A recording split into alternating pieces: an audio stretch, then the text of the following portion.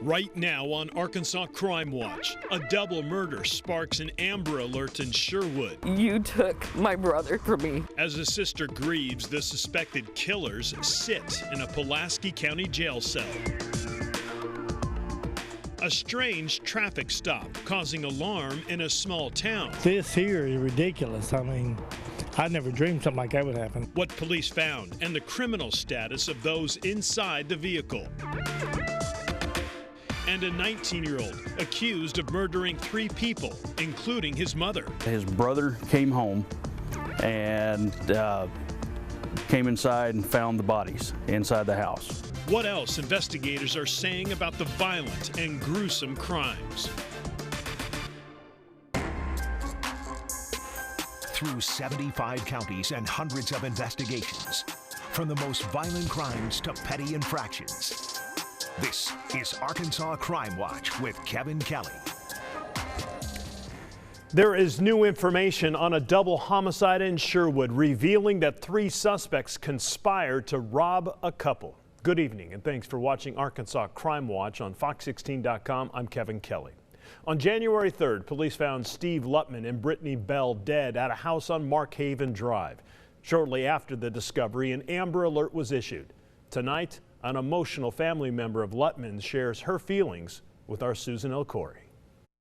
You broke our hearts. For what? Tears flow down Stephanie Choate's face. The reality of last Friday's violence and who she lost sets in. You took my brother from me. Sherwood police found Steve Lutman killed inside his Mark Haven Drive home. Losing him was losing.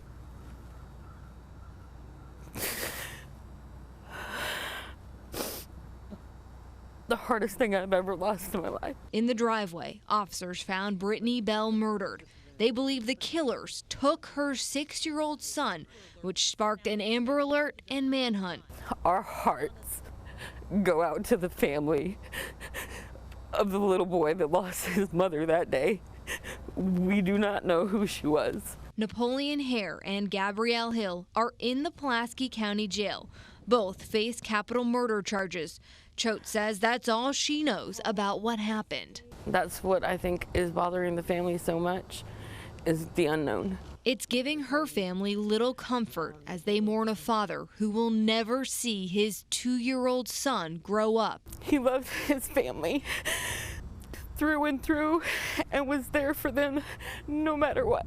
Now trying to honor his legacy. The heart was so big. With a message for whoever tore their family apart. I hope God has mercy on your souls. Police now believe that Brandy Pirtle, Napoleon Hare, and Gabrielle Hill all conspired to commit a robbery. All 3 remain in jail facing a number of charges. A 23-year-old man from Farmington will be spending the next 20 years of his life behind bars. The man you see here, Reagan Pfeiffer, pleaded guilty earlier this week to killing a 3-month-old baby girl. The incident happened back in July of 2017 while he was babysitting the child while her mother was at work. According to the affidavit, the baby sustained injuries to her ribs, leg, brain, and neck. Gunfire rattles a West Little Rock neighborhood late this week after someone shot at a family's home. The home itself now riddled in bullet holes. Take a look. Police say a family of 7, most of them children, were asleep when someone put bullet holes all over the front of the house. No one was injured, but their house off Green Mountain Drive had significant damage. Evidence tags mark where bullets shattered windows and splintered through walls. One man who's lived in the neighborhood for almost 20 years says this kind of violence used to be uncommon, but that's changing. I kind of resigned myself that I live in this neighborhood, that whatever happens, happens. At this point, police have not released any suspect information. They also found a car and fence at another home nearby that was also hit by bullets. In tonight's crime report, January is Human Trafficking Awareness Month, and a deputy prosecuting attorney is making sure parents are protecting their children from exploitation. Kevin Metcalf from the 4th Judicial District of Arkansas is the founder of the National Child Protection Task Force. He says the biggest challenge comes from criminal networks that operate under the radar of most law enforcement. That's why Metcalf is putting together an expert technology team to help law enforcement keep up with online predator trends. To get an investigator with a caseload sitting there to sit down and have some time to spend learning how to do, some of this tech work is just not realistic. When we have these technology people that's all they do, if I can put them together and they can have this discussion and an interplay and the flow, that's where the power is. It's working together. The task force was started in 2018 and has helped multiple agencies identify and apprehend sexual predators and recover children. A police department in a small Arkansas community is sending a warning after a strange traffic stop that happened in the White County town of McRae. Stephanie Sharp speaking to police and has more. Small town, who would even imagine? But it happened. There's just about 700 people that call McRae home. Lieutenant Danny Spears is the acting police chief. He's sending a safety warning after a recent traffic stop. Things can happen whenever you think they can't. And even in a small town, even with, police force being poor people. Last Saturday night, one of his officers was patrolling near Wilson Street when he noticed a small car driving around without its lights on. And when he stopped the vehicle, the tags did not come back to the small car they was driving, actually came back to a truck. He says the officer found out the people inside were registered sex offenders from Little Rock and Pulaski County. The officer searched the car and found a few items he thought were odd. He did find several pictures of juvenile girls and a picture of a 30-year-old. A little bit more alarming, he did find some underwear, lingerie. The two weren't immediately taken into custody, but it is an open investigation. I think we're going to bring it to a good close. He doesn't believe there are any crime victims in McRae, but says it's a good warning to community members. Anyone can be anywhere. This here is ridiculous. I mean, I never dreamed something like that would happen.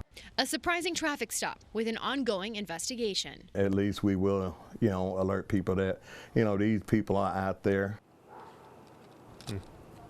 So far, no charges have been filed. The police chief says they are still working on the case and plan to send the file to the prosecuting attorney's office. UA Little Rock continues to investigate a sexual assault on campus. The university confirmed it happened on Wednesday, just after 5:30, in the second floor women's restroom at Stabler Hall. On Thursday, the chancellor released a letter to students saying that after an extensive search overnight, university police officers believe the suspect is no longer on campus. A staff member says there aren't a lot of students on campus right now because it's still winter break. The spring semester doesn't start until January 20th. To hear that it's happened when the school is practically vacant compared to a regular semester is just shocking. Eastham Charter High School is located on UA Little Rock's campus. The high school director sent a letter to parents earlier this week saying students only have access to 2 halls. Where the assault happened is not one of those buildings. It also says neither the victim nor the perpetrator is connected with Eastham. Turning now to tonight's Crime Tracker report. New details in a Pine Bluff homicide investigation. Police say a teen went on a violent crime spree, murdering 3 people, including his mother. This evening, police identified the 3rd victim, who was killed as 18-year-old Jamarius Haltewanger. Our Susan L. Corey talked to investigators about the disturbing details now being uncovered. It's shocking to me. 2 crosses stand across the street from a home where a family was torn apart by violence. He killed his mama. I'm sad. I'm sad about that. Neighbors living a few doors down 25th Ave are just learning about the gruesome scene hidden in the backyard. There in the back, you can't tell what's going on back there. Inside a guest house, Pine Bluff police say 19-year-old Michael Moore killed his mother Lisa and another man. His brother came home and came inside and found the bodies inside the house. They were found Friday, but detectives believe Moore may have spent several days living with their bodies and even wrapped one. Finding someone wrapped up in something, that's different. That doesn't happen very often. Earlier that week on Tuesday, police say Moore stabbed a man to death outside a restaurant. They haven't told me about any type of a motive, the reason for it. I don't have a clue about why he did that. Moore is in jail facing 3 capital murder charges, an unsettling thought for neighbors who know the family that lived in this house will never be the same. Do something like that to your mom, hey man, that's hard to swallow. That's a hard pill to swallow. Moore was arrested when he showed up at his family's house while police were there. Those 3 capital murder charges he's facing could make him eligible for the death penalty if he's found guilty. Police have identified 2 people who were shot on Napa Valley Drive earlier this week, and tonight a 16-year-old is behind bars for pulling the trigger. According to police, Kiara Watson and Davian Marbley were injured in that shooting. They were transported to the hospital. Watson was in critical condition as of earlier this week. Marbley was treated for his injuries. Witnesses say 3 men in a white sedan shot at them, fired several shots at the victims who were sitting in a car. 24 hours after the shooting, police tracked down 16-year-old Eric Hall, who was charged as an adult with terroristic act and 2 counts of first-degree battery. A woman suing a Little Rock hotel arguing staff was negligent for ignoring signs of a human trafficking ring will also have to fight the clock. The alleged abuse happened at this former Quality Inn 5 years ago. The lawsuit wasn't filed until last year, which lawyers for the hotel argue is outside the statute of limitations. Advocates for trafficking victims tell us that should not apply here. These people are being forced to. They have no option other than that. And they are being held completely against their will and at their own detriment of their own safety and their own security. The alleged victim just filed an updated lawsuit detailing the abuse she was forced into. She claims a manager was living at the hotel when she was trapped there. Tonight's Mug of the Week goes to Jessica Ann McFadden, who is now looking at 8 counts of possession of a controlled substance. She was booked into the Pulaski County Jail this past weekend. Her bond set at $20,000. As we leave you, here's a look at Arkansas's most wanted. We want to remind you, all of the suspects you've seen tonight are innocent until proven guilty in the court of law. Remember, if you have any information on any of these cases we talked about tonight, you're asked to call your local police department. Thanks for watching Arkansas Crime Watch. I'm Kevin Kelly. Be smart, be safe, and if you see something, say something. I'll see you tomorrow night on Fox 16 News at 9.